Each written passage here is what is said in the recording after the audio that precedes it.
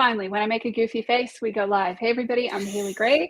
I am the founder of the Women's Entrepreneur Network. It never fails. As soon as I make a goofy face, we finally get live because we've been sitting here waiting at and staring at it.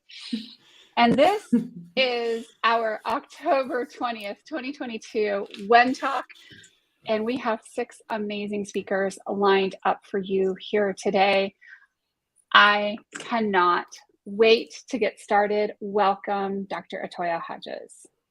Thank you. I'm excited to be here. And I wanted to take this time just to inspire so many people. And the way I'm going to do that is by telling you a little story about me and how I overcame a situation that was just devastating to myself and my family. So it started in August 3rd, 2017. I was heading to work. And at this point, I owned a mental health company that was in 3 different states. I had over 300 therapists working for me. And I was on the way to work, and just as usual, I was always running late. I didn't sleep the night before. I'd already had 50 text messages, about 20 phone calls, and I'm rushing in. It's about 8:45, and I would normally try to be at my office by 9, which never happened. And I'm sure a lot of us know what that feels like, is that my day really started at 6. So by the time I actually got to the office, I was overwhelmed. And this particular day, I was a little excited. I felt something different was happening, and I was excited because I was going to sign the lease for my Puerto Rico vacation spot, and I was just so ecstatic. So I'm driving to work on Bluetooth talking, and a phone call comes through, and I was like, let me call you back. And about that time, I hear someone on the phone that says, hi, may we speak to Atoya? I'm like, this is she. And they're like, we're the Federal Bureau of Investigation, and this is Special Agent da-da-da-da-da, and we're investigating your former boss. Somewhere between that conversation, I blacked out.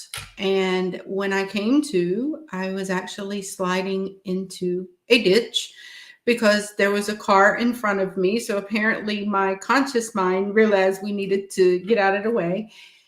And as I wrecked, I'm screaming. And all of a sudden I hear someone come over the speaker. Are you okay? Atoya, are you okay? And all I could think about, I was like, no, the Federal Bureau of Investigations just called me. I'm not okay. And the guy was like, I'm still on the phone. This is still the special agent. But are you okay physically? And I'm like, I have no idea. I have no idea. Fast forward, I ended up going through a 2-year situation with the federal agent. I had put in a letter of resignation that I was going to leave this company 8 years ago. I'd been in my own business for 8 years. And so 8 years later, this letter of resignation came back to haunt me because I stated I was leaving because I felt like something fraudulent was going on. I didn't have any proof. So as I went through this situation, my health declined rapidly. I went from being completely healthy to being on 21 bottles of medicine, having major surgeries, just constantly sick. And it was all coming from stress and anxiety and fear. And I never realized that those emotions could really just tear your life down. So I ended up having to plead guilty because if you know anything about the Federal Bureau of Investigations, they win all their cases and they're going to make sure you do as they want you to. And so I ended up pleading guilty for a crime that I did not commit. And I did it to protect a lot of people. I did it to protect my company, my employees, my family members that own businesses. And so on June 30th, 2018, I walked away from everything I knew, my children, my family, and I took that walk. And as I'm hearing them screaming for me, there was standing my 2 biggest fears, my fear of being alone and my fear of not being in control. They were standing there waiting on me, and they nicely ushered me into my cell. Fast forward a few months later, my whole entire life and everything I knew started crashing. All my bank accounts had been seized or frozen. I had to give up my business before I even left. I had to sign things over. And so I'm hearing and listening to the emails and the calls when I would have talk to my family, just about how everything was just disappearing. Everything I'd worked my entire life was gone. And I remember walking outside crying. And I was like, why me? Why me, God? Why is this happening to me? I have done so much. I've done this. I've worked so hard. Why do I not get a break? And at that point, I heard the message. Stop looking at what you lost and start focusing on what you have. What are your strengths? And from that moment, I walked back in and I realized that I had spent my entire life taking care of everybody else, making sure everyone else was good. And for the first time in my life, I had no one to take care of but me. And that's when self-care became so imperative into my life. It's because I realized that the reason I was staying sick and the reason I was always so stressed out and the reason I was running around the world just trying to appease everybody was actually killing me. And the fear of being alone and the fear of losing control all stood right there in my face, and I had to face those. So, as I began to start taking care of myself, I also began looking at my strengths. I did a SWOT analysis on me. Like, what are my strengths? What are my weaknesses? What are my opportunities? And what are my threats as I'm in this location? It took me going to prison to realize that I'd been living in prison my whole entire life, that I was living in the boxes that everyone had dictated that I was supposed to live in, living in the world of society where I was trying to meet all the goals and be an overachiever and have 6 degrees and have all these cars and this amazing lifestyle because I always was taught that that's what it meant to be successful. But sitting in prison, I got a whole new idea of what being successful truly meant. And so I looked at my strengths and I decided to go and start teaching. So I ended up starting to teach in the prison GED programs. I had so many people graduate. I started teaching business development, bookkeeping, resumes. I started giving back to individuals who needed my strengths. And my strengths was education and knowing how to do all of this. When I got home a year later, life was completely different. I walked into prison worth millions and I walked out with nothing. I had $110 to my name. But what I did have was all of my strengths. What I did have was realizing that no matter what I faced in life, that I've been able to overcome it.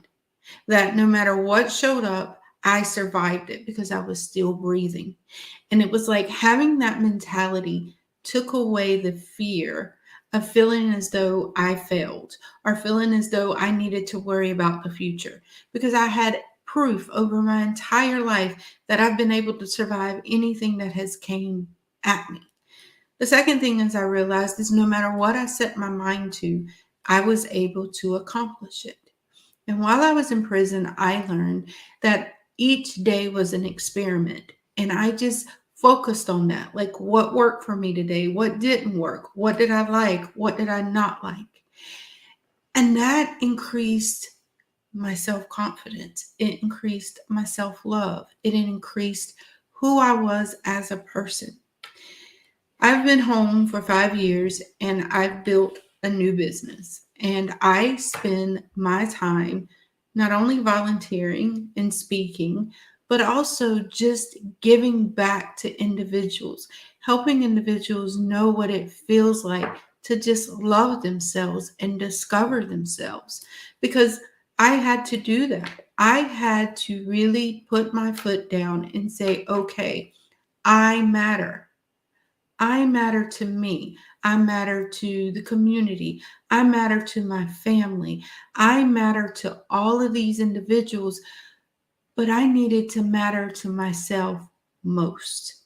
And by doing that, I really tapped into my self-care, and I really tapped into realizing that I had built the table that I was supposed to sit at many, many, many years ago. But because I was always addicted to the next, because I know a lot of us, we're always addicted to the next, like what happens next? What's the next level I'm supposed to go to?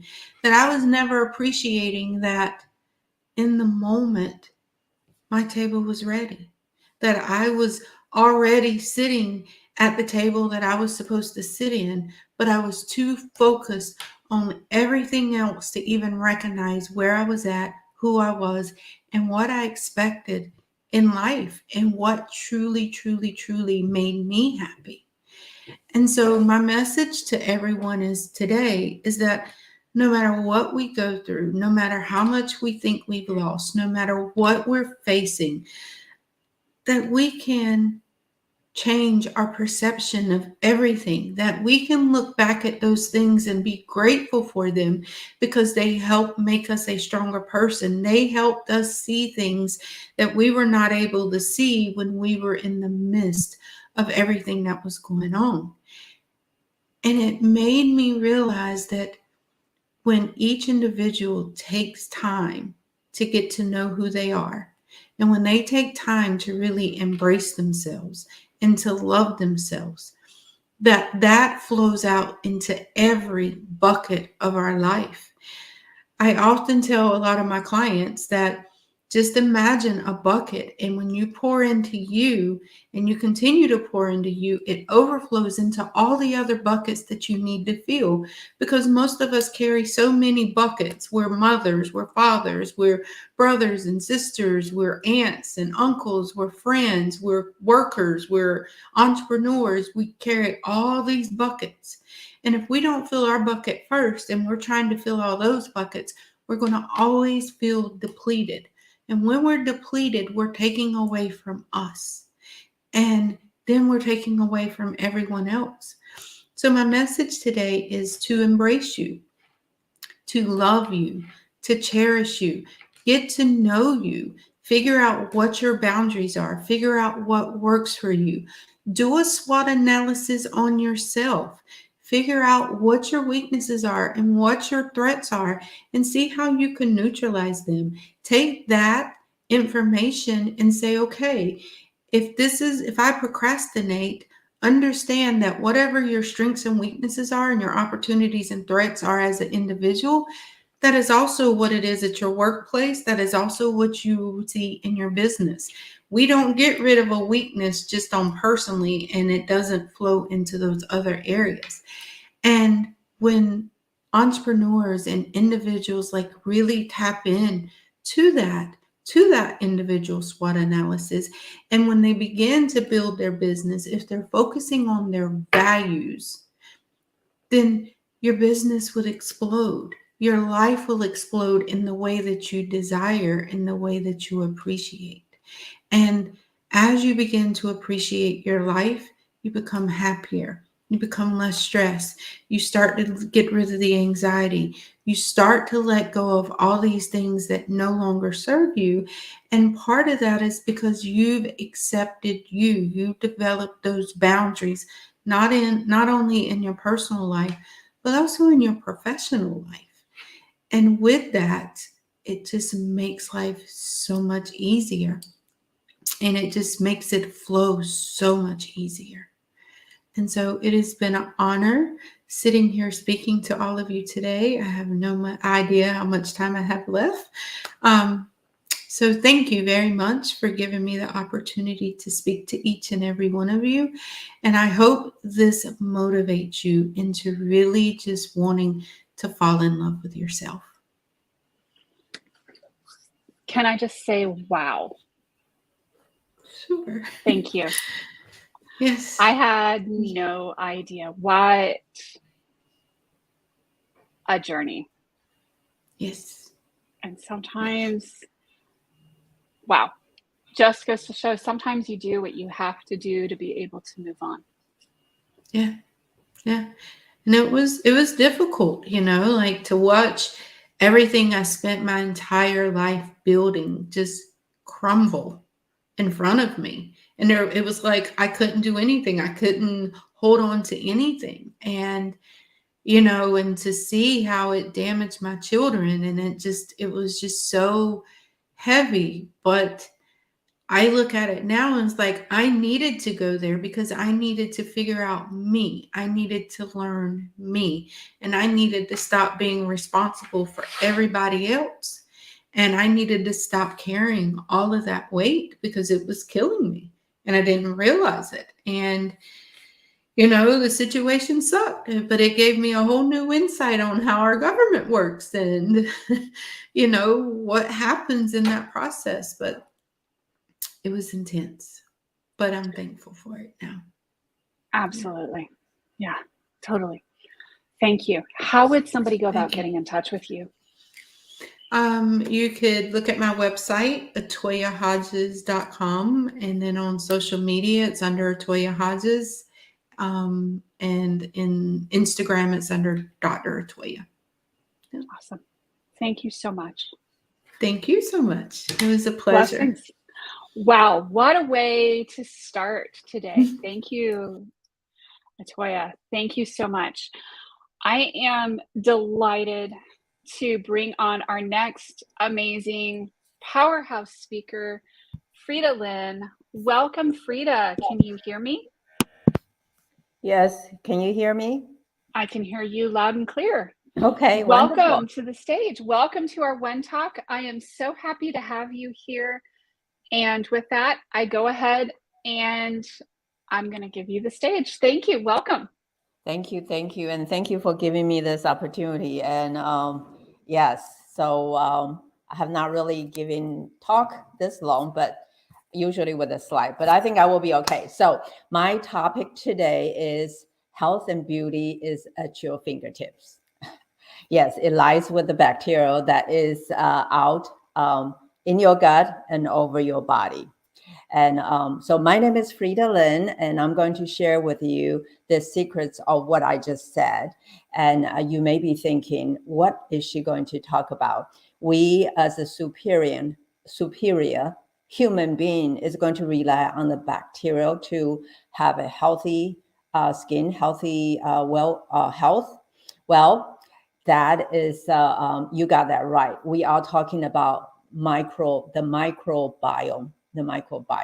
And it actually is an ecosystem that consists of bacterial, virus, fungi, protozoas, and it's inside our body and also on our skin. And that whole system we call a microbiome.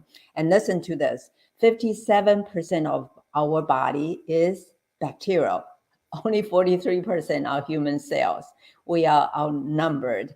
And that's why we call them our second brain, because it's so closely regulated our body's function. So that microbiome consists of good and bad bacteria in our body, okay? And then good bacteria benefit, the term is symbiotic, but you don't need to know that. They benefit us and also benefit the bacteria that live in our body. And the bad is like a pathogen, a few amount. And usually they can, when we are healthy, they can coexist in our body without problem. But when our microbiome is not healthy, then we are more prone to have inflammation and to diseases. Okay, so maintaining the balance of the bacteria in our body is actually the foundations of having healthy body and healthy skin. Okay, so did I perk your interest? Would you like to know how I, as a skincare consultant, got into the microbiome arena there? So it's actually I'm really very excited, as you can see that. So basically, I was brought up by a mom who is forever emphasizing how important health is, at a very young age. And then I studied food and nutrition in college, and then working as a dietitian in a hospital and educating patients for proper nutrition. It was fulfilling because I know I am making some changes a little bit for people who want to pursue for better health, right? Okay, then when I turned 40, and one day I look in the mirror, and then it dawned on me that, I have been, as you can tell, I love health and wellness. I just really making sure I'm doing the best I can to be healthy. But so I'm eating right things and doing exercise, and make sure I have a healthy sleep habits and be mindful about stress there. But I don't know how to take care of my skin, and so I kind of feel I wanted my age to represent how old I have been on this world, but not how old I am. Do you get what I'm talking about? So I want my age to represent how long I have been on Earth, but not how old I am. So I not only I want my body to perform optimally, I also want to preserve my youth and beauty. And you may say that's a little bit vain. It is, okay. But the benefit of when you look in the mirror and you just smile at yourself and you love what you're seeing, the confidence and the happiness that it brings when you loving what you're seeing there is actually priceless, right? Anyway, so I decided to join a skincare company to as a consultant to learn how to take care of my skin.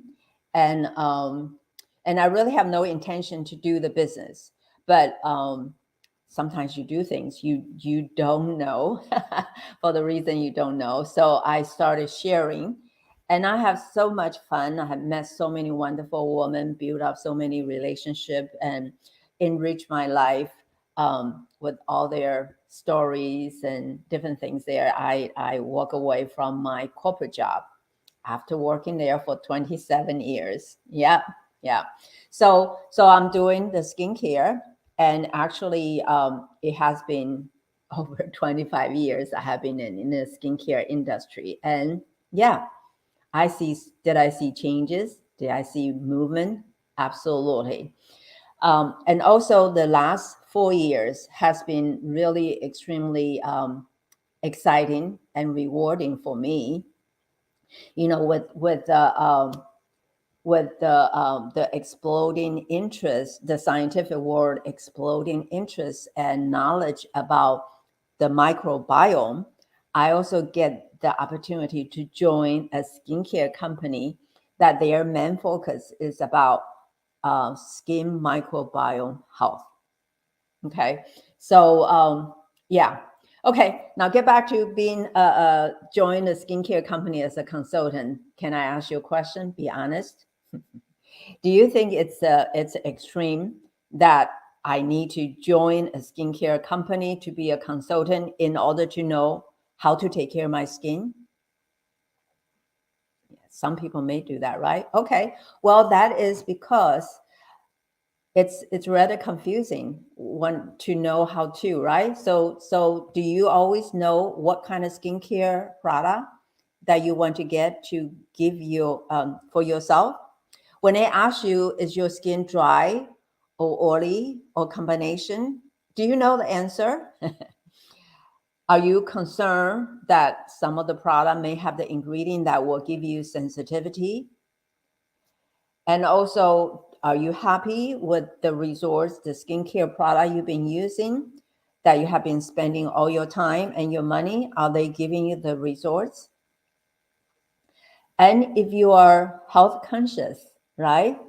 and read so much about harmful ingredient in the skincare, in the cosmetics. Do you know the product you're getting also are clean, that without those toxic ingredients?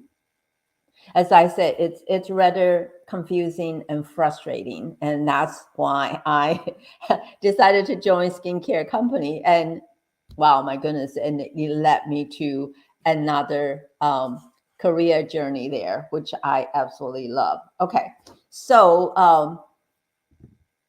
so the good news, okay, so I just asked you all those questions, and I know some of you probably answer a lot of no to some of them. And if you answer yes, more power to you, right? But I have a good news for you. That is, now we know the fundamental way to take care to have a healthy, younger looking skin is actually to have a healthy skin microbiome. As I talk about that, you know, because when our skin microbiome is healthy, it's going to act young. It's going to be healthy. It's going to act young. Just like when our body is healthy, no matter how old we are going to act strong and healthy, right? Okay. Now, let me just talk a little bit more about the microbiome, because I did mention they are the second brain. They are so closely regulate our body's function, our immune system, our digestion, our skin, our mood there. Okay. And specifically for the skin microbiome, they actually protect us when they are imbalanced. They protect us from the environmental aggressor, like virus, fungi, and also chemicals, pollutions, and also UV radiations. So let's see. I wanted to, so I've been talking about the relationship between the skin microbiome and the skin, and you're probably wondering, yeah, give me something a little bit more. So I want to show you this picture. Okay. So, so you can see, okay, this is the skin barrier. You probably heard people talk about skin barrier, reading the article.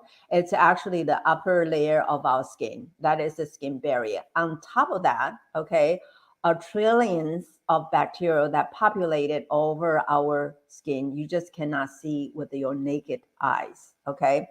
And when they are healthy, they are not disturbed. You can see the skin barrier is very calm, maintain its doing its job, protecting us from the environmental aggressor, holding the moisture, make us not so be sensitive to environmental aggressor. Okay, but when it's being disturbed, you can see the skin barrier is inflamed, the pathogen is forming, the pH is changing there. Okay, so when the microbiome are being disturbed, with that, your skin barrier, as I said, become inflamed, pathogen kind of forming over there. It actually make your skin more prone to skin issues like acne, rosacea, um, those type of skin issues there. It also, your skin are more prone to have the exposure to the damages from the UV radiation, which we all know it can cause it. The UV radiation cause the premature aging, the age spots, the wrinkles, and all those things there. And also, when they are not healthy, it also loses its ability to hold the moisture within. There's that lipid barrier there, so your skin become drier, okay, lose those moisture there. So it's just so important to have that healthy skin microbiome on top of your skin, okay? And okay, what else do I want? So how do we keep our skin microbiome healthy? And that's what why the microbiome friendly skincare are emerging skincare trend now. If you Google it, you're going to find lots of articles talking about microbiome friendly skincare. So what is a microbiome friendly skincare? Well, the first is you need to avoid any kind of harmful ingredients that can cause either sensitivity, allergy to your skin, or can cause hormone disruption, or can cause cancer in the long run. Okay, so ingredients that cause sensitivity, there's so many ingredients come to my mind, but I want to share with you one, and maybe you can go home and check it. That is something called sodium lauryl sulfate. It's SEL, and also let's see, yeah, and okay, and also yeah. Anyway, and it is a surfactant, meaning it is an ingredient that you put in like a body wash, face wash, shampoo, and it foams up, and that foaming action is going to able to pull the impurity out your skin. But that is a sulfate product, okay? And it can cause it strip the moisture away from your skin. It also can cause irritation there. So you don't want anything that will cause irritation to your skin. So that's just one example, right?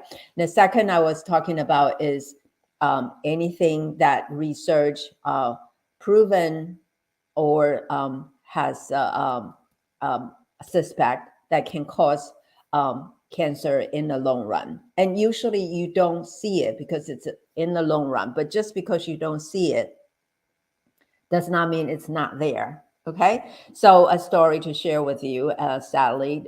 You heard about the Johnson's baby powder, the lawsuit? Yes. So there's an ingredient called talc in that Johnson's baby powder. Okay, and that talc actually, when they mine the talc, it's contaminated with asbestos. Their structure is very similar, but FDA did not say you cannot use that talc as an ingredient in there. So Johnson continues selling those baby powder, and people using it, and then 20, 30 years down the road, they develop ovarian cancer and they sue the company. So that just tells you it's so important for us not to put things on our skin that can cause cancer in the long run. And third is any ingredient that can cause hormone disruption. You know, our body produces hormone, right? And they are so delicate. Just the slight changes there cause a lot of problem for us. And they are ingredients that can cause the disturbance of that hormone. And one thing come to my mind, which you probably all heard about it, because there are so many writing about it, is the paraben. Okay, it's a preservative, and it is hormone disruptor. Okay, so the number one things that microbiome friendly skincare is they are clean formulator. They avoid all the ingredient that can cause those harmful to our body, but they don't stop at being just the clean. The second thing is they also design their product to promote the health and the balance of the bacteria in your body, in your skin. Okay, and then one thing to share is the pH of the bacteria. Okay, it actually love to be in a more acidic environment, usually around 5.5. So you probably will also see the article say they are pH balanced. What does that mean? That means the product, the pH value is more or less in the same median as the bacteria. And they love that and they thrive in it. You know, some people may come in when they do exercise, it seems like their skin is better. You know why? The sweat is acidic and the bacteria love it. Okay. So one is clean, one is putting design to be promote the health and the balance of the microbiome. And then some microbiome friendly skincare also incorporate pre and probiotic in their product. Now, we all heard people, or you may taking probiotic because you have a little bit issue with your gut, has a little bit inflammation. And when you take the probiotic, which is a good bacteria, which balancing out that mix there, right? So in skincare industry, it also use the probiotic, but it's not the live probiotic. It's a probiotic lysate. It's a fermented. So when you put on your skin, it will absorb into your skin, and it does not need to be refrigerated. And they can help further strengthen the health of the microbiome, promote the health of the skin barrier there. Okay, so those are the two main things of microbiome-friendly skincare principle there. So, okay. So if you, okay. So if you are health conscious, okay, and you wanted to have a healthy, beautiful skin, and you want to achieve it by using healthy skin care product that not only promote the health from within, yeah, that's the approach, right? But also good for your overall health and well-being, then you should go with the microbiome friendly skincare. That's why I'm saying it's at your fingertip once you know the theory behind that. So, okay. So, I love to bring people awareness about the microbiome. Being I'm such a about microbiome, and moving forward, that's going to be the platform when we talk about health and wellness. So I am hoping, and I'm really glad that when I educate people about skin microbiome, I'm also hopefully bring their awareness about taking care of their microbiome and maybe adopt some healthy habits for the years to come, right? I also would like to instill in people that we have control of our health. I definitely believe in that, and sometimes I just cannot help to wanted to share that outlook with other people. Don't say this is the way I am. No, if we open-minded and receiving new knowledge and take actions, you definitely can improve your overall health. And that is the basic for anything. You want to have good relationship, you want to have success business, you wanted to have good financial, you need to have good health. Okay. And then the last is I wanted to empower people to have engage in healthy skin regimen so that they can have beautiful skin for life. Okay, so yeah, if you if this kind of interests you, you wanted to chat, want to ask questions, or want to attend some other workshop I have, you can message me or give me a call. My number is 561-578-7109. Okay, I hope I did not over the time, Haley. You were perfect. Thank you so much. Thank you for doing this, and welcome. I am so happy to have had you here on this WEN Talk. Thank you. Thank you. And with that, we're going to move along to our next speaker, Marianne D'Alessandro. You got it. Thank you. My apologies for stumbling there. I am so happy to have you here. Welcome to this WEN Talk. And with that, I'm going to go ahead and give you the stage. Thanks. Can you hear me okay? I can hear you loud and clear. Perfect. Great. Thank you so much for having me, Haley. I'm really excited to be here to talk to the group today. And this is really exciting for me because not only do I get to speak to everybody, I get to talk about what I love. And what I absolutely love is newsletters. So I'm Marianne D'Alessandro. My business is Time Flies Admin Services, and I do provide a virtual support. And my main focus is newsletters, newsletter creation, and content creation.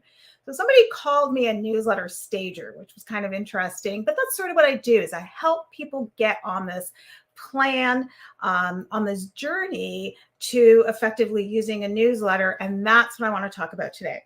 I have 10 ways to use your newsletter much more effectively. So I'm going to jump right in and start. So the first, of course, is to build your content strategically. You know, what happens every month? This is exactly what happens. And I'm sure it happens to you because I know it happens to me if I don't have a plan. It's like, oh my God, it's, you know, whatever date of the month and I got to get my newsletter out and I don't know what I want to talk about. So what is it I'm going to talk about? Oh, let me just scroll through and find a topic and throw it out there. Okay. And there's nothing wrong with that because you want to be in front of the audience. But what you really want to think about is a journey for your audience. So where is it you want to take your audience in the next 3 to 5 months? And ideally, it's wherever you're taking your business, right? So if you want to grow a specific area of your business, if you want to start planning workshops, if you've got products that are going to be launching or services, you want to create this journey to take your audience on along with you. So that's why the planning is so important because it's a gear up. It's almost using your newsletter like a little funnel to bring your audience to a specific point to benefit your business. The next point when it comes to newsletters is, you know, introduce yourself. I really dislike, and this is my personal pet peeve, honestly, but I really dislike getting a newsletter and the person's name, contact information is not in there. So make sure you always have a little section where people can contact you. People can click there and know where you are, know where to find you on social media or your website, wherever you want to direct them, and make sure that you have that in there. The other thing is don't hide behind your newsletter. Tell people about you. Tell them a little bit about you each time or every few newsletters because new people come onto your list, right? So now they still need to get to know you. So take the opportunity in that newsletter to introduce yourself every so often and reintroduce yourself. The other is to nurture your newbies. So go in and share some past issues of your newsletter. Share some links so people can see a little bit back, some history about you, and learn a little bit more rather than just the new newsletter that they're on. So if I signed up today and you sent me a newsletter tomorrow, that's great. You know, I'm going to see what's there, but there's a couple of links on there where I can go back and look at some past articles. Maybe they're related to what you did, or even just, you know, read last month's issue. I probably will. And now I have an opportunity to learn a little bit more about you. You have an opportunity to market yourself a little bit more because you've given me another link to go to. So don't be afraid to do that in your newsletters. Break down your content into small pieces. You know, I remember putting a newsletter together for a client, and I kept insisting that this was just way too much info. And they kept insisting that they wanted to do this. Their newsletter was 12 pages. Yes, 12 pages, done in Canva, shared as a PDF. And I was like, no, guys, no, we can't do this. It's too much. And they're like, oh, no, we want to share all this. Too much info.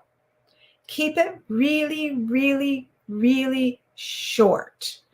So Haley is telling me my screen is showing a yellow thing. I don't know what the yellow thing is, Haley. Let me adjust. You got it. You're good. Okay, thanks. Sorry. So where were we? We were at keep it short and small content. So content-wise, I want you to, if you have a long article, post it somewhere. Post your big blog somewhere. Give them snippets of that blog and then send them to read the whole thing. We really work in micro bits nowadays. There's so much content coming at us. So if you send something out really long, more than likely people are going to skim it. So if they're going to skim it, why not just give them the key points of your newsletter to use it a lot more effectively to gain attention? Keep a document with all links and topics. So here's an interesting little tip to use your newsletter a little more effectively for you and to take it to the next level. If you keep a little spreadsheet of your newsletter, the month, the link to the newsletter, and the content, if you're on social media and somebody says, hey, what's your best tip for this? Or I'm looking for information on this, and you've written an article about that in your newsletter, bang, you go to that document, you pull out the link and you say, here, I've got this article that I wrote. I hope it will help you. Or here's a little piece from the article that I wrote. If you want the whole thing, let me know, I'll share it with you. So now you're continuing to use that content a lot more effectively and using it over and over again, because let's face it, you're taking time to put this together. So now you can go ahead and share a lot more information and use it on your social media as well, and go back easily. If you're keeping a list, an Excel spreadsheet, a Word document, wherever you want to keep it, Trello, whatever it is, just keep the links and the topics there so you can easily click and find content. Okay, make sure your brand is visible. So when you are building that newsletter, the documents, whatever it is, make sure it's branded. Make sure it's your colors. Make sure it looks like you. Make sure it's a reflection of who you are, your personality, and bring that into what you send out to people. Because for anybody who's visual, when they start seeing your logo, they start seeing your face, they start seeing your colors, they start to remember. So keep it very visual and branded for yourself, your readers, and make sure you put your own personality in there. Reduce your work and share articles written by other people. We always think that we have to be the ones to write the article. Well, it's my newsletter, I got to write the article. It's not true. That is not true. You can show your expertise in your area by sharing other people's content, because what it shows is that you too are continuing to build your expertise, are continuing to learn from others, and you're willing to share that back out to people. So it shows you've invested in yourself. So don't be afraid to share content written by others to give your newsletter a little up-leveling or just a little more oomph, rather than something that you're writing all the time, to show that you are invested in yourself and your own personal and professional development. Recycle. So this is a biggie, right? Because we want to write new content. We feel we got to share all this new content. And new content is awesome. Yes, we want new content, of course. But when you have new people coming to your list, it's okay to go back and recycle some old content. So pull out an old article, pull out an old freebie, pull out an old opt-in, pull out something that is related to your journey, that is related to the goal where you're taking your audience with your knowledge, you're sharing your business, and reshare it. Because chances are that if somebody has read it, that's okay. They'll skim it again and they'll be reminded. If somebody is new, they haven't seen it yet. So now it's new to them. You can always just rewrite it. Take the content, rewrite it slightly in a different form, set it up a little differently, whatever it is. But don't waste your good content on just letting it sit there in your archives. Go back and reuse that. Right? The reduce, reuse, recycle, save yourself some time and effort, and use that old content that you've had. Now, this is the biggie, and this probably should be like top number one, but keep your own list, right? What's happening in Facebook right now? Every single day, I see people tell me that their account's been hacked, their account's been cloned, they've been shut down, they're in Facebook jail, they've been hacked, they've been this, they've been that, they've lost everything. So, and that's really sad. It's actually happened to a client of mine twice now, where her account was hacked the first time and she wasn't able to get it back. And she had thousands of followers on there. And now Facebook has told her they've disabled her account for some reason. Oh, she reported a clone. She reported somebody was cloning her, and Facebook decided to disable her account. Okay, so if you are relying solely on social media to connect with people, then please don't do that, because once you lose all those followers, it's really difficult to get them all back. But if you've created a newsletter, if you've got an email list and you've got the email addresses, now what do? You send a message saying, I've been disabled or I've been hacked. If you were following me, thank you so much. Here's my new social media. Please follow me again. I'd like to reconnect with you. I'd like to stay connected. I'd like to continue to share information.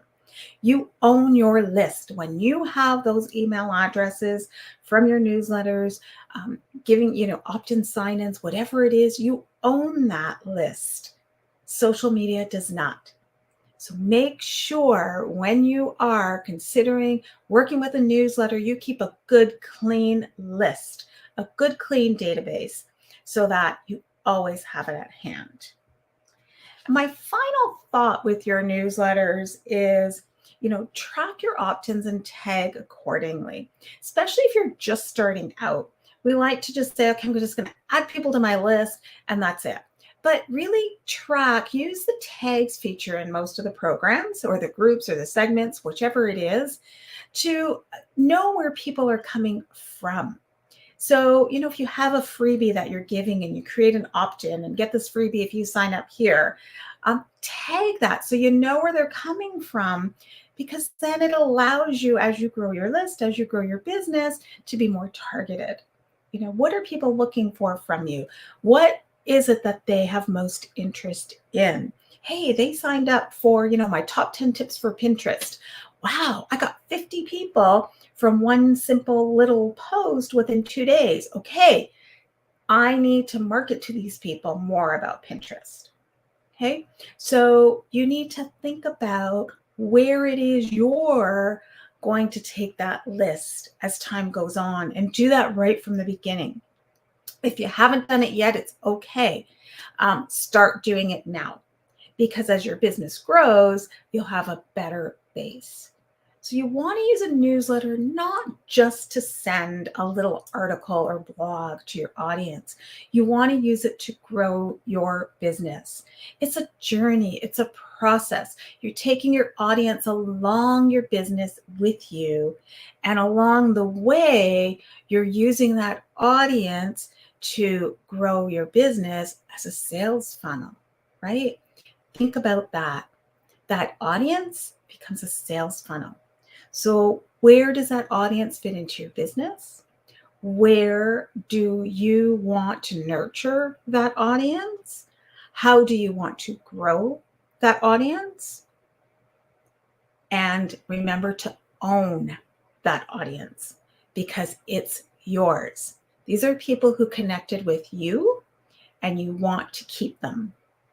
So give them relevant information, give them solid, good information, share your knowledge, share your expertise, share your growth, share your business, of course. And, if you're an MLM, and I hear this a lot, I want to touch on this, please. If you are an MLM, a multi-level company, marketing company, then, and you say, well, our head office sends something out every month, I don't want to send them anything else. You want to make sure your audience hears directly from you. And there's so many ways to do that, by featuring specials and products and things about you and your use in your life. So open up to your audience and let them see a little bit about you. So those are 10 ways to use your newsletter effectively. And I've got a couple of minutes, and I just want to talk a little bit about know, like, and trust. When COVID hit, and it hit all of us, and it was like, okay, we're not going out anymore. We're not seeing people in person. Oh my God, what do I do? What do I do? How do I get to know, like, and trust people? Well, you know what? Your newsletter is a big know, like, and trust. When people read the newsletter that you send them, they're getting to know you. And when they like the information that you share and you're opening yourself up to people, now they're starting to like you.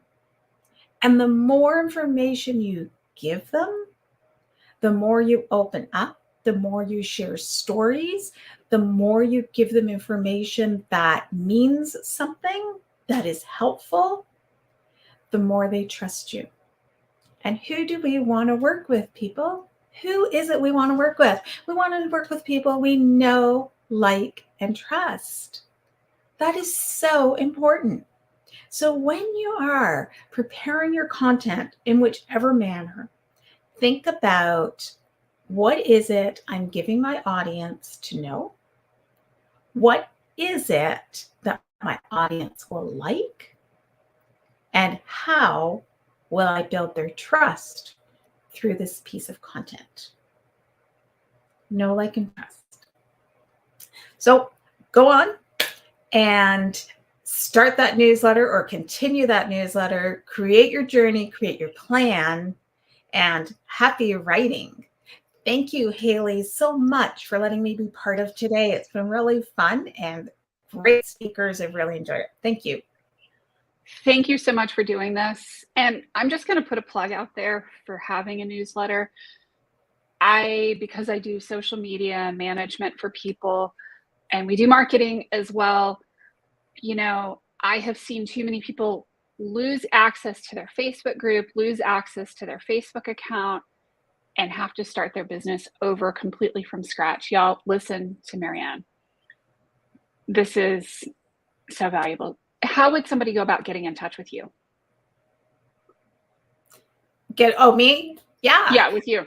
Yep. My business is Time Flies Admin Services. So my website, www.timeflies-adminservices.ca. Perfect.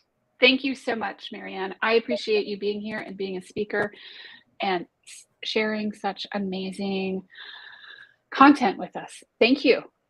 Take care. Take care. And with that, we are going to move to our next speaker, Coach Jasmine. I am so happy to have you here and welcome. And with that, I'm going to go ahead and give you the stage. Welcome, Jasmine. All right. Thank you, Haley, for having me. I've seen a lot of great things in this group, and I'm happy to be part of it and get a chance to talk to you today. So just a little bit about information. So my original career was as a dentist, and I was so fascinated by the power of the mind that I went into and became a master practitioner of hypnotherapy, NLP, and mental emotional release, because I really wanted to learn more about how we can change things in terms of using the power of our mind in accomplishing goals. And so what I want to talk to you guys about today is talking about mental blocks, also known as limiting beliefs, subconscious beliefs, or programming, right? These are all just different names for really the same thing. And I want to talk about the effect they can have in our lives. And, at the end, talk a little bit about what you can do to start changing that. So some of you guys might know about the subconscious mind, but I'm just going to give a very basic overview, okay? So I want you to think of the subconscious mind as this huge memory bank that stores everything, like everything. And I mean everything that happened to you when you're 1 month old, when you were in the womb. There are even studies out right now that talk about trauma energy getting passed down generations. So there are things that can affect your subconscious mind even further back than your lifetime. And the subconscious mind makes everything you say and do fit a pattern, which we will call your master program.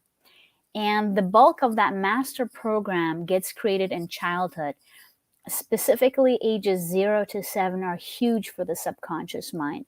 So think of yourself as this blank slate, and where you're pretty empty, and that's the main time where you get filled up with these beliefs and that programming. And that's why those years are so important, because as adults, most of us are not connected to our subconscious mind and the programming that we picked up in childhood. And so we might see our life going a certain way, but we don't know why. And, we might blame it on circumstances.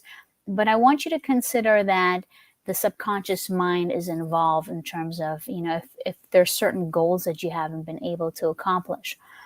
And just as a side note, in terms of how powerful the subconscious mind is, your subconscious mind can process 11 million bits of information per second, whereas your conscious mind can only process about 40 to 50 bits of information per second. So that's a huge difference. According to this, the subconscious mind is 275,000 times more powerful, and some experts say the difference is even greater. And so some of this information might seem pretty abstract. You might think, okay, great, the subconscious mind is powerful, awesome, but what does that mean for my life? And so if it's okay, I want to give you guys some examples, client stories, and just things that I've seen in terms of how it affects you.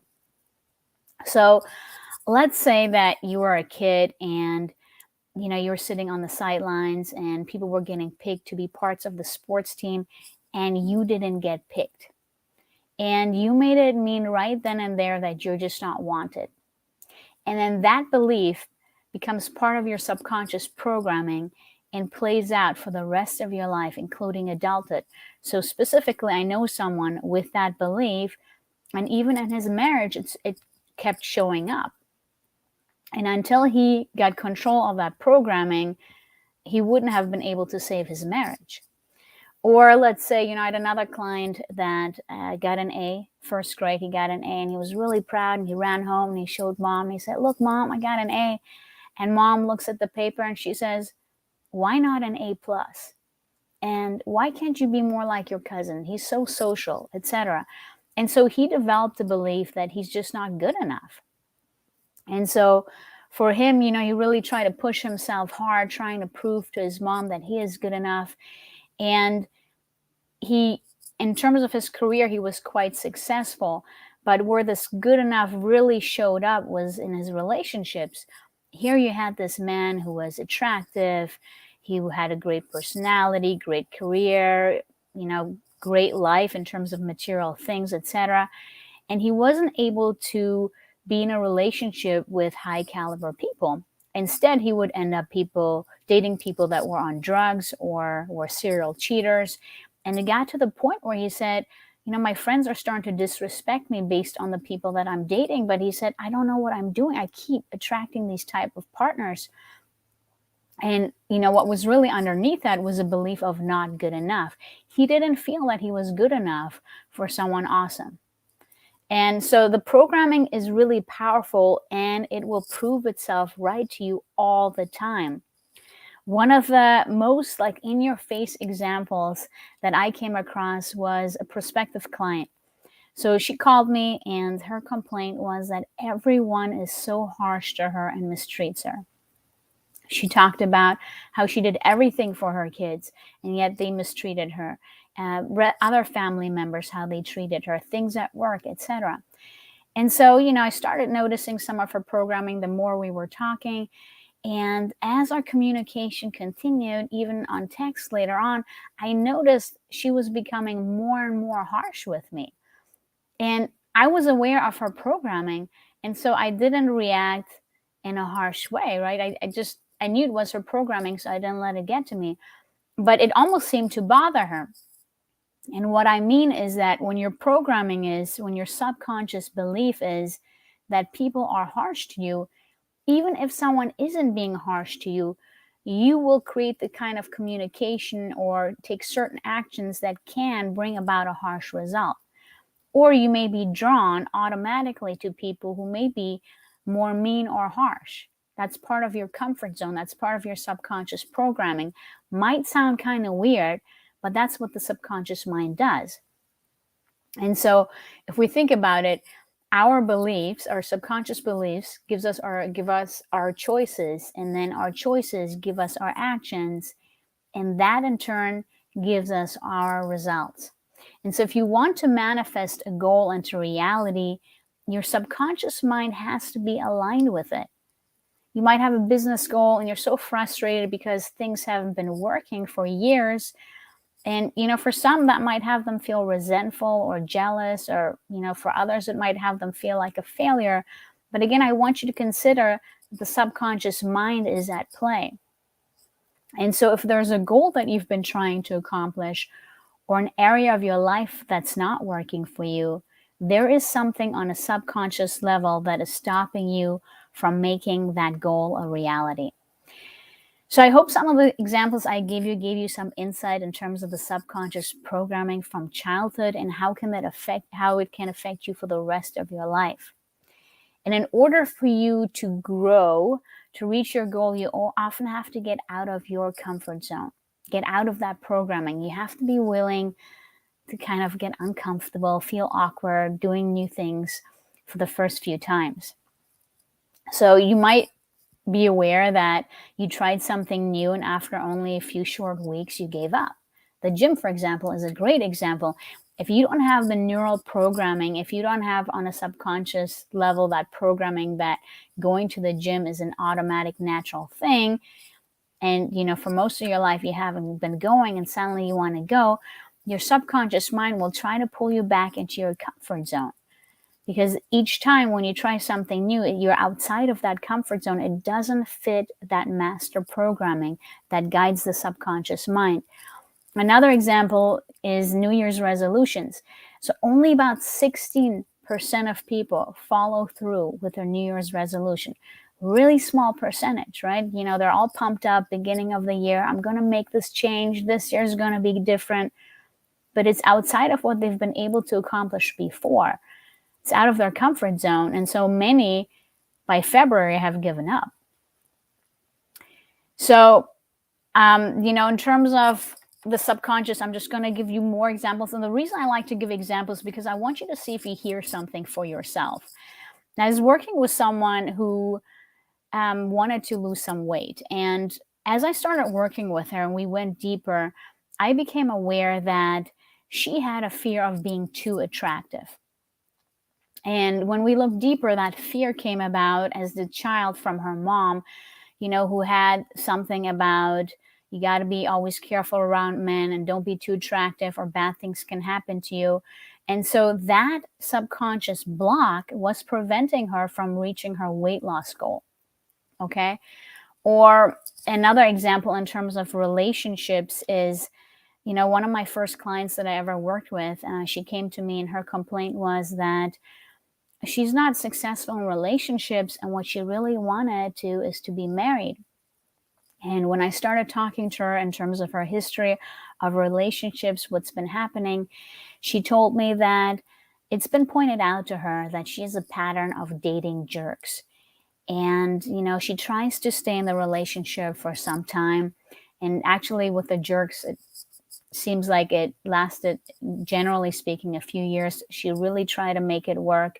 And then it would usually get to the point where it get pretty bad. It would, the abuse would be too much or the mistreatment would be too much, and she would eventually leave.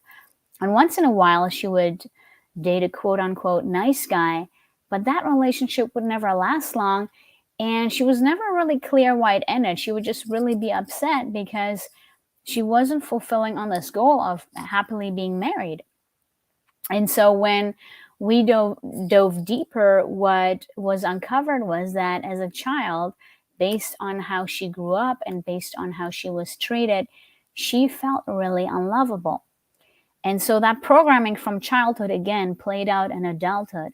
So when she was dating the jerk, for example, it completely agreed with the programming of that she's unlovable because look how badly he's treating her. Of course you're unlovable.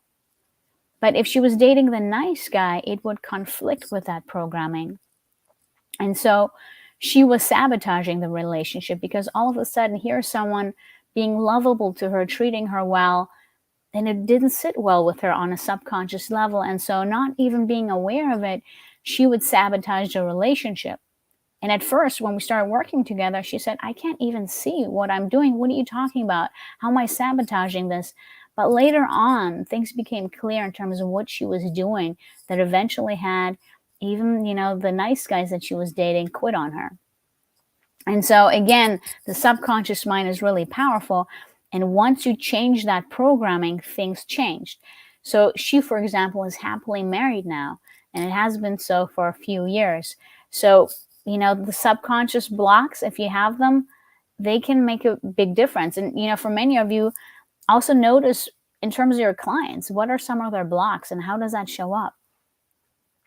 And like I said, many of us, we don't really remember what they are. A lot of these things happen so early on. And ideally, you want to get to the root cause because it really helps you connect when you understand, okay, so let me get this straight. When I was 7 years old and I was sitting on the sidelines and I didn't get picked for that sport, I made that mean that I'm not wanted. And as an adult looking back, that might seem kind of trivial. But as a kid, when you weren't being picked for a team and you see everybody else being picked, you're going to make that mean something really big. That's huge, right? And so it helps to then connect the dots and be like, oh, I made that mean this, but really doesn't really mean anything about me. I've worked with so many clients, it doesn't matter if they're attractive or super successful and talented, etc. They still have subconscious blocks, like deep beliefs that go against them, whether it's not good enough or not lovable, etc. And then those beliefs, they play out and they show up in their lives. And also, I want to point out that the subconscious mind isn't evil. I have an example in terms of money, in terms of a client. So there, she had this business and she had a regular stream of clients. She was very good at what she did. And yet every few months she was struggling for money and had to ask others for financial help. And if you're looking into that, it just didn't make sense. She was good at what she did. She regularly had clients. She wasn't a crazy spender. What was going on? Why was she always in need of money every few months? And so when I started working with her, we started to uncover that when she was a kid, she lived in a small town and her family was very well known for their wealth. And kids, out of jealousy, would be really mean to her. And so as a child, she developed the programming or the belief on a subconscious level that money is bad. When you have a lot of money, people are mean to you. And it was that block that prevented her from succeeding in terms of her business consistently. And so again, once that programming got changed, her business really took off. But that programming had her so stuck in that conversation that money is evil and people are going to mistreat me if I do well financially. And again, she wasn't even aware of it consciously. You would think, well, she went through that as a child. It was a major thing. It wasn't just one thing. It, happened throughout her childhood. But still, she didn't really connect the dots, right? And nothing against her. Most of us, until we really start to think, we don't really connect the dots, how that shows up for us in adulthood. And so your subconscious mind is running our lives. And yet most of us, like I said, we're not connected to it, especially as adults. And it's said that the subconscious mind runs up to 98% of our lives. And it's crazy that it's so powerful, yet most of us aren't connected to it, right? And so I want you to think about some goals that you've had in your life and your results. And again, if you haven't gotten the results that you set out to create, it's likely because your subconscious mind is not aligned with your goal. Carl Jung, one of the most famous psychiatrists, he has this quote and he says, until you make the unconscious conscious, it will direct your life and you will call it fate. And what he meant by that is that unless you're aware of your unconscious programming, you will just be like, well, this is the hand I was dealt with. Similar to that woman that I was talking to that was complaining that everyone is so harsh to me. That's what she said to me. She said, I feel like this is the hand I was dealt with. She wasn't aware of her unconscious programming or her subconscious programming, and so it was running her life. But once you become aware of those programs, it no longer has you because you're on top of it. You can control it. And so the beautiful thing is that you can shift subconscious programming. It doesn't mean that for the rest of your life, things are going to be messed up. You can really shift things. And so I just wanted to talk to you a little bit in terms of that, in terms of changing programming. Because if you want to transform your results permanently and exponentially, then you need to transform something in your inner world. You cannot ignore your subconscious mind. You need to do it on a subconscious level. And so, there are things like hypnotherapy and NLP that, obviously are helpful. But what I recommend to start out also is to really start thinking about what beliefs show up. If you think about a goal that would really light you up, and I want you to come from nothing. And what I mean when I say come from nothing, it means you leave behind past experiences, all your doubts, just come from nothing. What is it that you really want? What's so important to you that would really light you up? And as you think about that, notice what limiting conversations come up. Maybe it's something like, I can't do it, it never happens for me, things don't work out, etc., etc. Start noticing that, because that's an indicator of what's happening on a subconscious level. Okay? And then some people, they've done some work and they're aware, they're like, yeah, I really know I have this thing about not good enough. A lot of people have that, unfortunately, right? Not good enough is a very common subconscious belief. And so if you, for example, are aware of that you have this not good enough, what you can do is a 3-step process. So when that thought comes up, you got to catch yourself. Most of us, we've become so numb to what we think, but you got to start becoming aware and catching that thought as fast as possible. You want to catch it ideally within the first 10 seconds. So then, for example, you catch that thought, you're about to embark on something new, and you catch that thought and you're like, yeah, I'm not good enough, and you catch it. So that's step 1, you caught it. Okay, good. Then step 2 is you accept it. What do I mean by that? Well, you accept, it's just programming. It's nothing intrinsic about you. It doesn't mean you're not beautiful enough, not smart enough, etc. It's just programming. The not good enough is just programming. And you're like, yeah, I accept, that's just programming. And then you create beyond. And what I mean with that is that when you have a goal, you got to take actions to move the needle forward. But when we have those subconscious blocks, like, for example, not good enough, some people, what they might do is they get in inaction, or they kind of shrink or hide out. And so when you notice your programming, you want to create beyond. You want to take a different action step. And when you notice that it's just your programming and you accept that's just your programming, you then take a step further ahead and you actually take an action differently than you usually would, something that actually moves the needle forward. So those are some tips. I'm going to stop here, and if you have any questions, let me know. Awesome. Thank you so much for sharing this. All right. I love this information. Can you share your contact information, please? How would somebody get in touch with you? Yeah, I will type my website right here. And here is also my business phone number. And there is also a link to a free intake session if someone wanted that. I'll get that to you.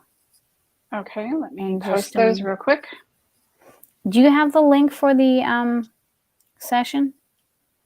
I do not off the top of my fingertips. Okay, I have it right here.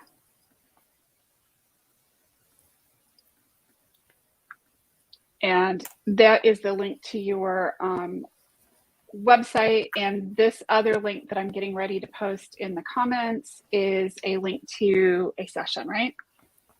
Yes, it should be a link to a free intake session. Yeah, that's correct. Awesome. All Cool. right. Thank you so much, Haley. Appreciate Thank you it. so much. All right. I appreciate it, and I appreciate your time today. All right. And with that, we are going to say thank you, and so glad you were here. And we are going to bring up our next speaker, Anna Bursell. Welcome, Anna. I'm so happy to have you here, and I am delighted to have you as a speaker. And I'm going to go ahead and give you the stage. Thank you, Haley.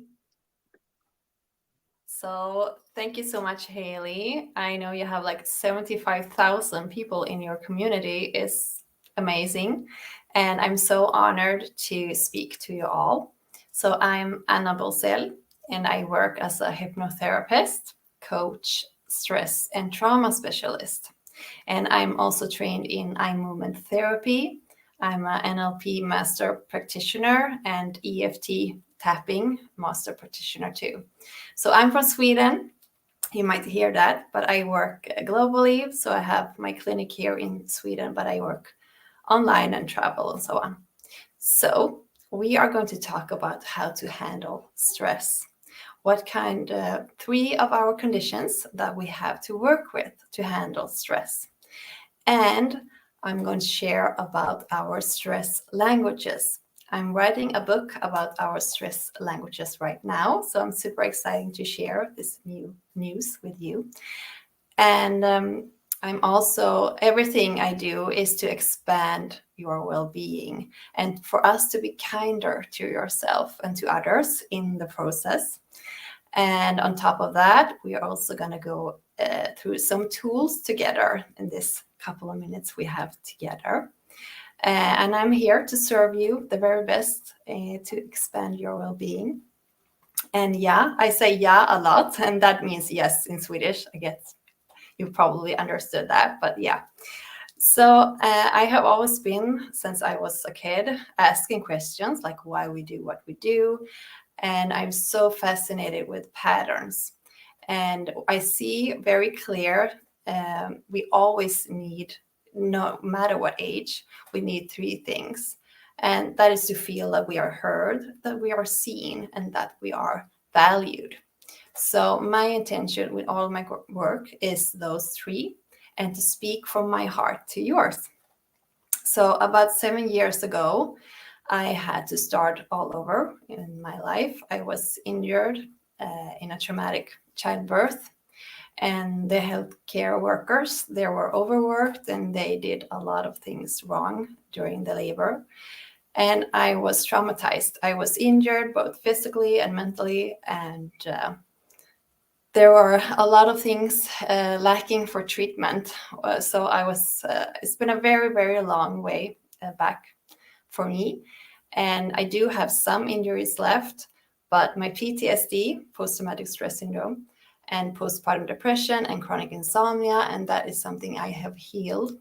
So I also went from being, I had hormones like a 69-year-old. So now I have my own age, so I'm very happy for that. And now I also help others to find their well-being, and that was my big dream. So, and that is something I felt straight away, like we need love, respect, and empathy in bringing life to this world more than ever. So that is the background, the reason why I do what I do. So there was nobody who in the entire world who can explain why we get postpartum depression.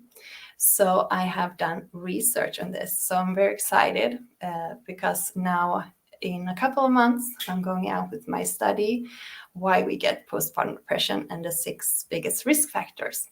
So it's very exciting. But now let's dive into our 3 pillars of your well-being. And we will start with number 1. We have our brain. We talked about the subconscious. And the subconscious is your blueprint for your behaviors, beliefs, system, and so much more. And this forms already when you are in your mother's stomach. And it forms until you are about 7 years old. So you're completely open in that state. And that is when the subconscious is made. And when we are in that state from 0 to 7, we are in brain waves in the state called alpha and theta waves. And that brain waves are exactly the same brain waves that we come down to during hypnosis. And that is why hypnosis is extremely effective. So when you want to change or work with your thoughts, feelings, or behaviors, hypnosis is very powerful to do that. But you need to want to make that change. So I get questions a lot if you can send your partner to me and upgrade them. And so you can, but the partner needs to want these changes. Then it will work. Okay. So the second pillar we have is the body.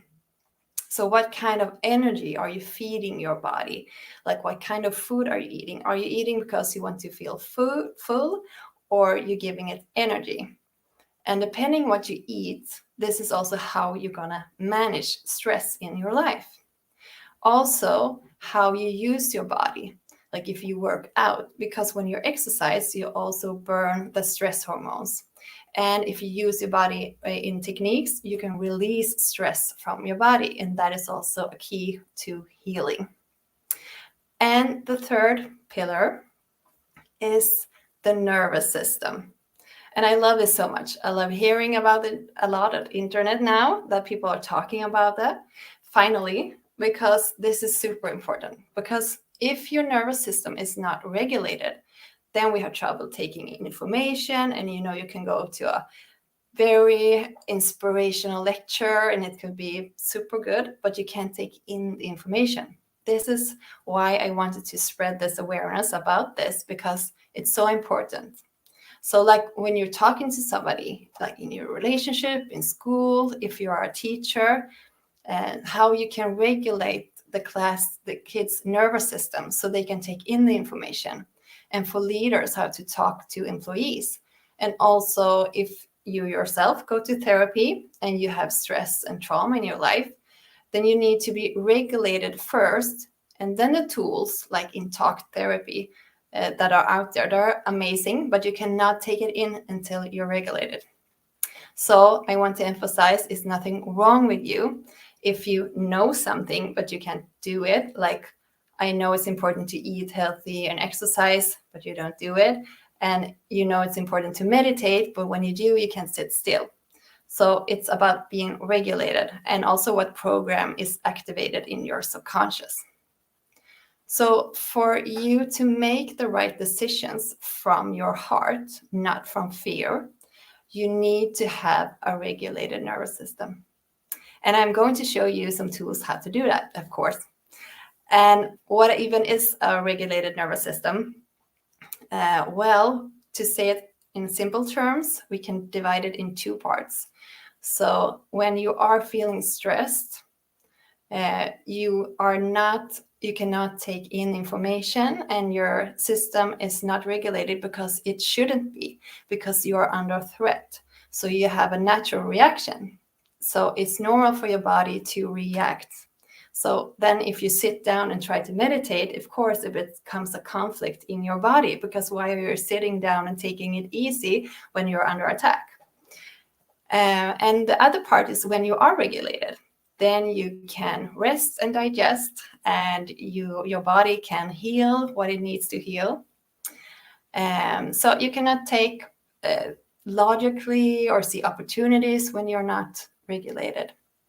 So then you are in fight, flight, freeze mode, and that is something we need when we are under attack.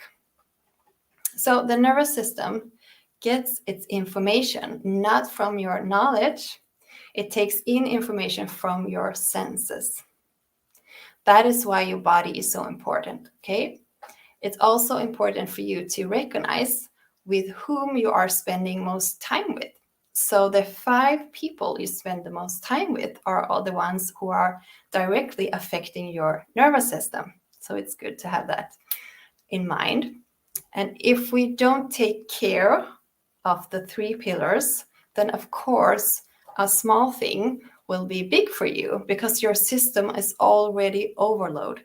So don't compare stress or trauma with anyone, I mean. And this is why I want us to know this, because we can have compassion with ourselves, and all of us are worthy. We just come from different conditions. So now we're going to do exercise for you. This one you can do by yourself. It's a big one, and you can do it to calm your nervous system, to regulate it, to use your senses. So now I am assuming that you all brush your teeth. I sure hope so. This exercise is to train your sense to be aware of your senses when you brush your teeth. So taste your toothpaste. How does it taste? How does it smell? Look in the mirror. How do you look when you brush your teeth? And what sound does it make? And also, this exercise will train your mind to be here and now. So it's very powerful.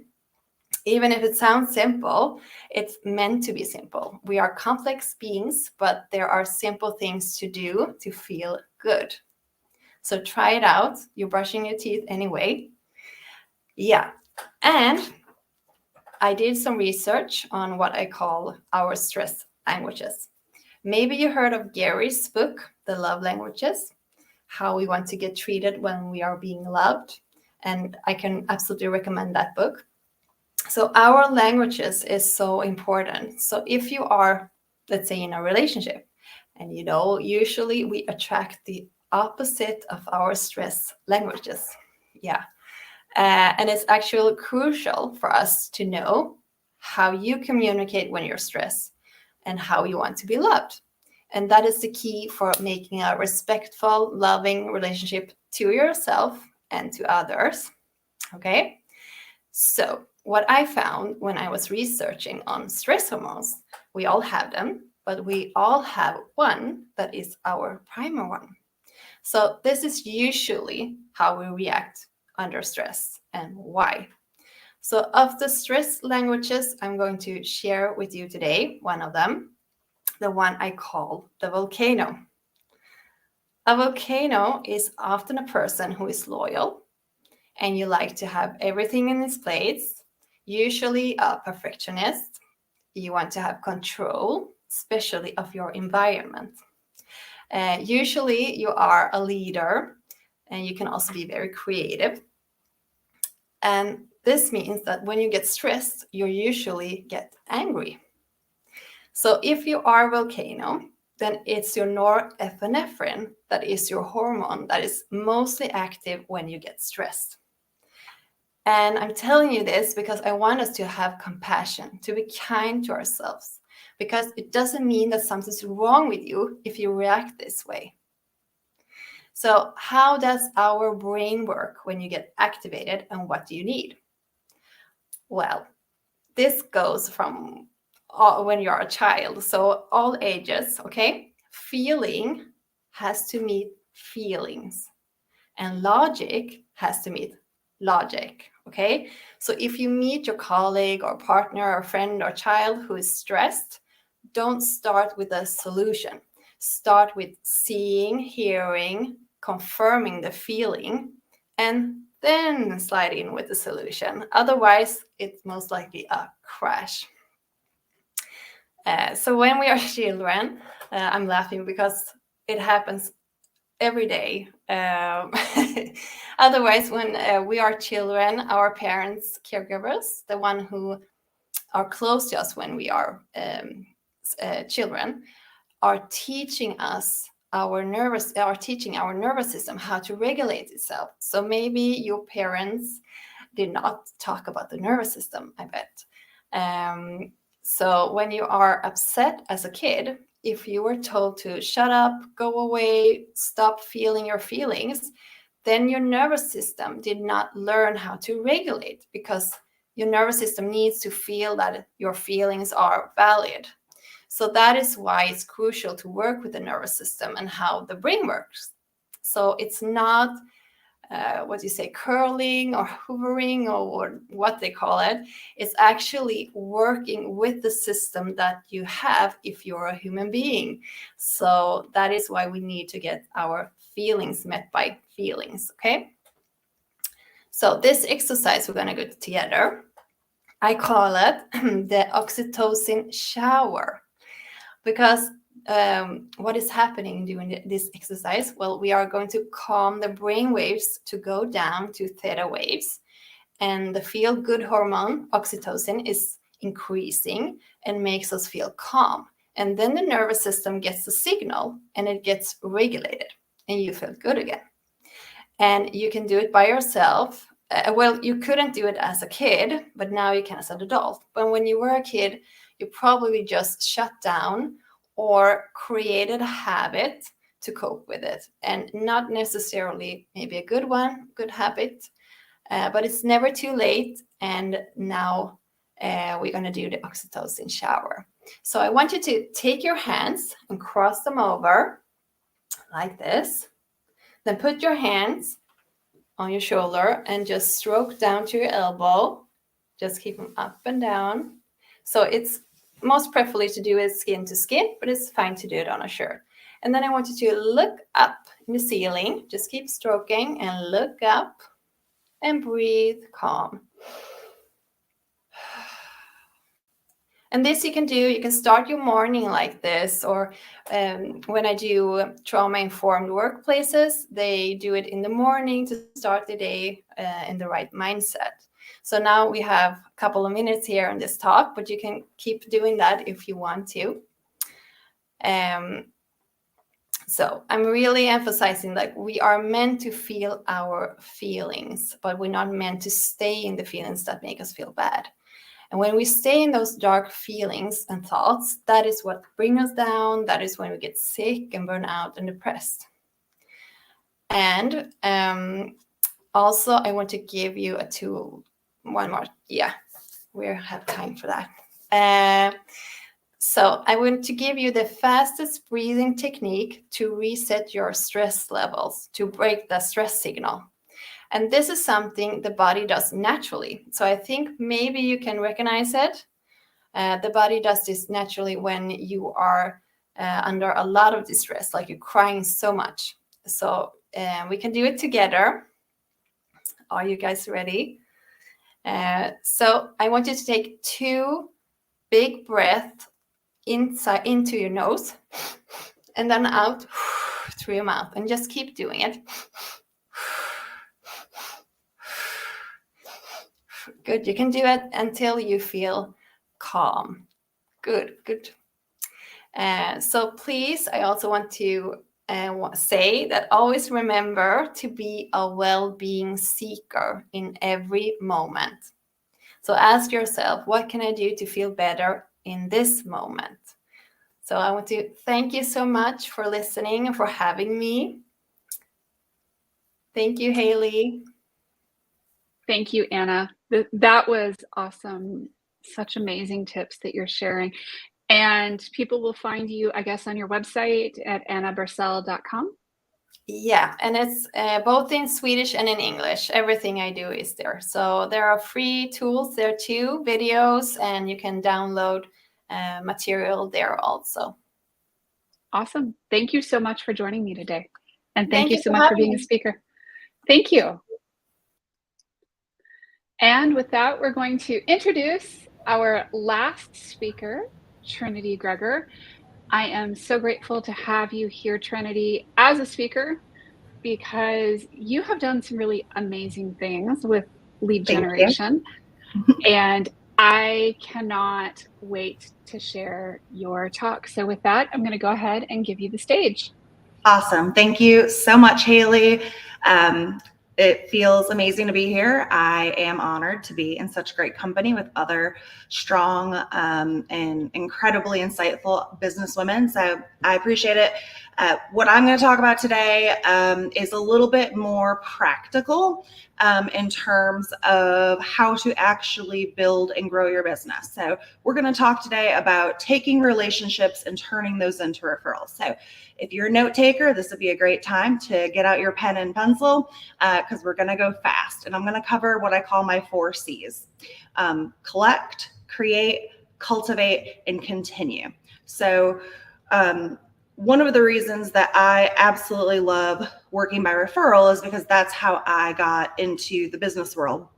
I'm a real estate agent. I've grown multiple companies working by referral. And I also do business coaching and teach people how to work by referral. And it's because referrals are way more likely for you to close the business if it's referred business. And also this year alone, 60+% of my production is from past happy clients and referrals from those clients. So number 1 is to collect your list of your referral partners. Your list of referral partners is going to be your A+ people. So future, current, and past clients, and also ideal referral partners for your industry. So for me as a real estate agent, that's going to be mortgage lenders, attorneys, people that are in IT, people that are in recruiting, anyone that has the hand on the pulse of people that are moving in or out. So those are my ideal referral partners, and I want to load up my database with those people that fit in that category. I also want to fill it in with people that I meet, like Haley, people that are raving fans, people that know, like, and trust me. And those are going to be the people that I want to hold on to and continue marketing to. When you're out marketing, when you're out meeting new people, if you're networking, I want you to think of yourself as a magnet. You want to be the one that is collecting people's information. A lot of times when I go to a networking event, I do not bring my own business cards because I want to be the one that has the control over the information so I can make sure to follow up. And most of the time when you meet somebody at a networking event, they're not going to follow up with you. So I like to take that into my own hands. You don't want to be like Oprah throwing out, everyone gets a business card. The number one complaint I got from clients that I was coaching was that they were going to all these events, they were meeting people, they weren't getting any business from it, but that's because they were only doing the front end, which was getting the people's contact information. They weren't following up and doing the steps on the back end. Once you've started collecting your people, then you need to have a plan for how you're going to keep in contact with them. This is the creation part. Everybody's plan is going to look a little bit different. My favorite words of wisdom for people that are putting together a plan is pick items that make you excited to do them. So the average person, before they remember something, has to hear it about 7 to 8 times. So I do what I call a 7x7 or an 8x8 plan, and that is 7 touches in 7 weeks. And those touches, inappropriately, are going to be things that you enjoy and that you're excited about. So for me, I like to have my initial meeting, a one-to-one with somebody. I'm going to add them to my social media. I'm going to send them a handwritten note. Very big fan of handwritten notes. I'm going to add them to my email marketing campaign so they're hearing from me monthly. I'm also going to probably try to invite them to an event that I'm hosting or something like this, provide value. I'll probably set a Google alert so I can send them articles of interest with whatever it is that they're into.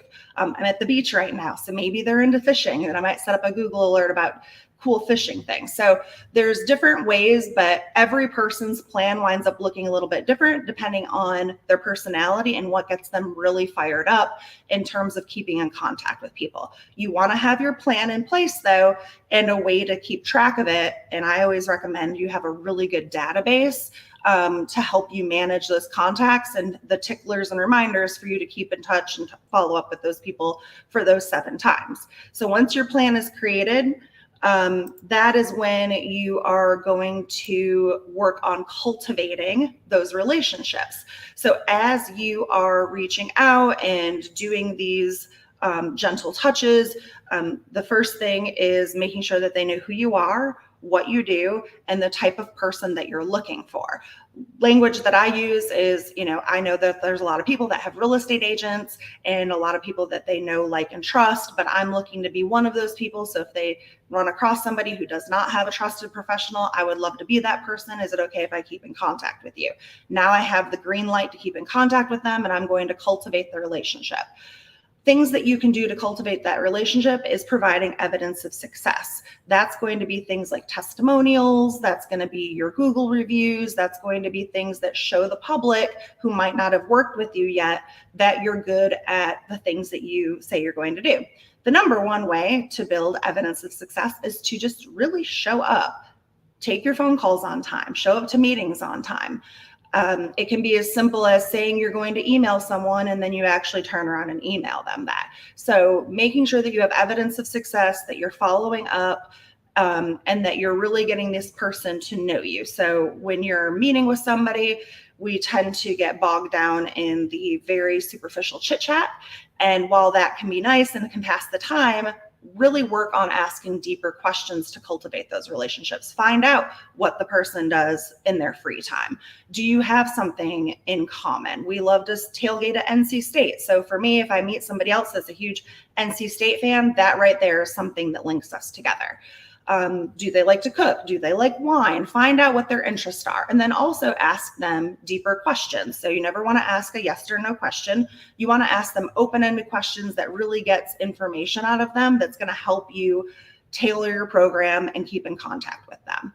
And of course, as you're cultivating these relationships and doing your keeping in touch plan, you have to make sure to ask for the business. So we don't want to be the people out there hounding people and, knocking on their door and asking them.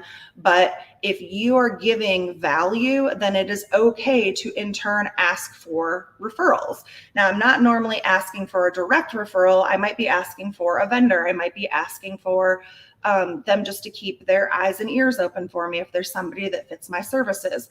And those are the questions that you have to continue, because if you're pinging somebody and you're talking to them and keeping in contact with them every week, or once we get past our 7x7, now you put them on your every month tickler.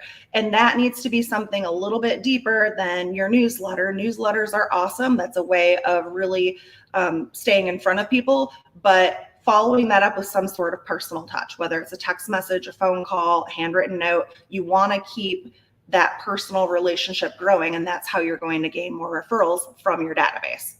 So once you've cultivated those relationships, and the cultivation can take a while because it takes time for somebody to trust us. You're not going to just meet somebody on the street or meet somebody at a networking event and instantly they're going to say, oh, I trust you to do something for me. So that's where the fourth step, which is continue, is the absolute most important. It takes people about 7 to 8 times to remember who it is and what you do. But it is our job as business owners and the salespeople to keep reminding people that we're there. So in order for somebody to think, oh man, Trinity is the real estate agent that I'm going to refer to, if they haven't heard from me in 6 months, that I'm not top of mind, right? It's called your reticular activator system. It's the part of our brain that perks up when we hear something that is familiar to us. So our job as the salespeople is that anytime that somebody talks about social media and marketing, the first person they think of is Haley Gray. And if that's what's happening, then Haley's done a really good job of creating her plan, building that trust, and then continuing to keep in contact with her database. So for me, my best rule of thumb is to touch base at least once a quarter in person in some capacity, but at least once a quarter, and then preferably monthly. And depending on your business and how frequently you're seeing your clients in person, making sure that you're consistently asking for those referrals.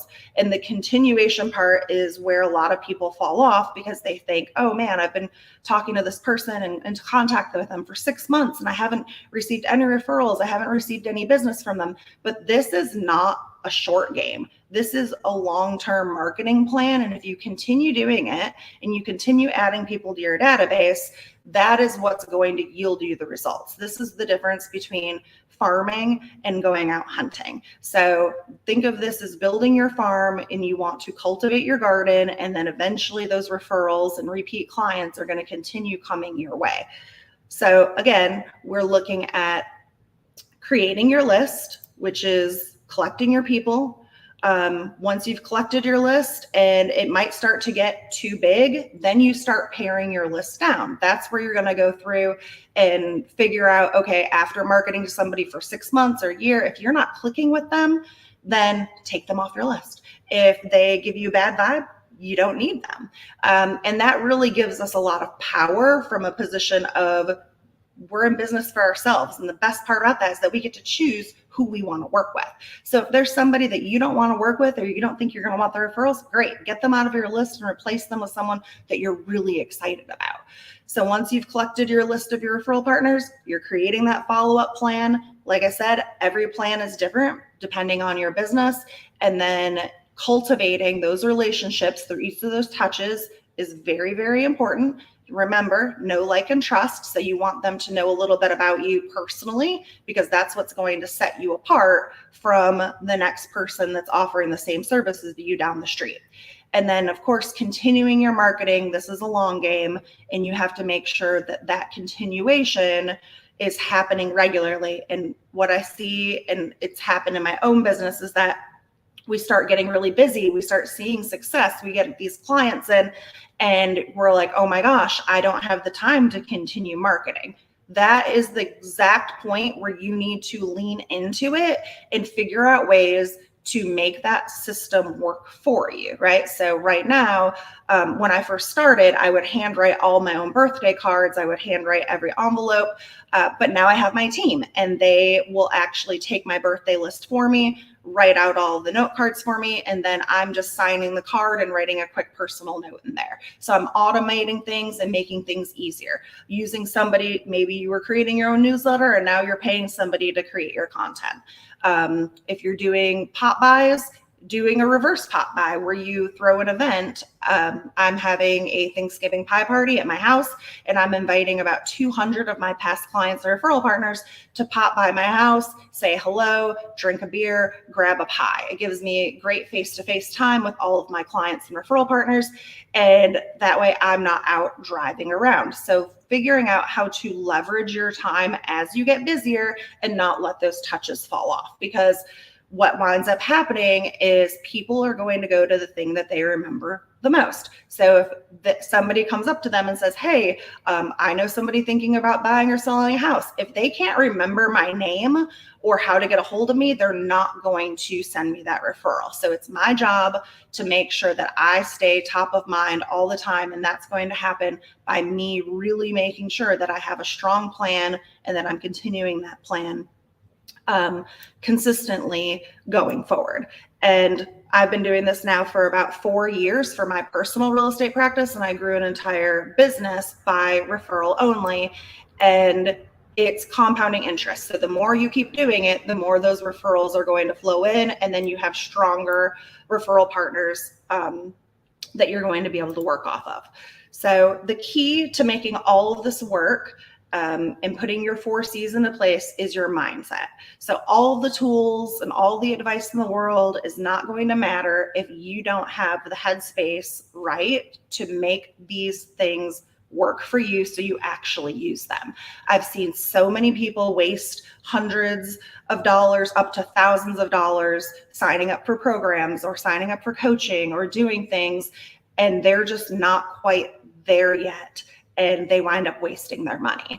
So some of the things that you can do to get in a great mindset and a good headspace are, I love reading personal development books, reading a podcast, whatever it is that gets you fired up and excited to go out there and make these connections and keep in contact with people. Not everybody is, as familiar with wanting to get out there. Some people feel really nervous when they're either talking to new people or going to a networking event. So whatever it is that you need to do to get your mindset right is what's going to help you achieve that success when you get out there and start putting these things into practice.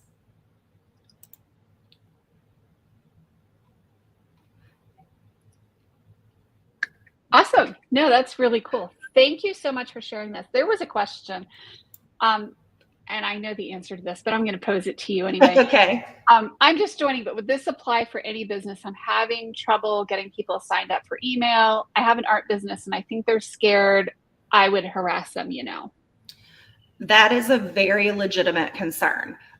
Because we do. As we were sitting here, my phone's blowing up. I probably got 5 spam texts in a matter of a couple of minutes. So people are very hesitant to sign up for something if they feel like they're going to just now be on your spam list.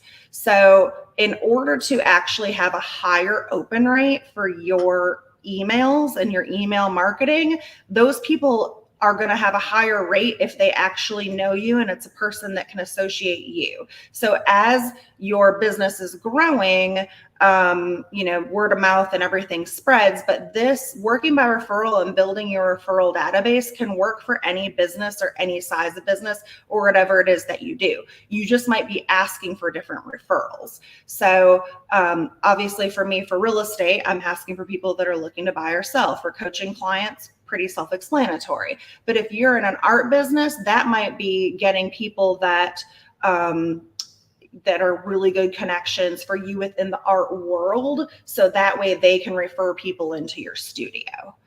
And again, that personal touch is what's going to make that open rate soar.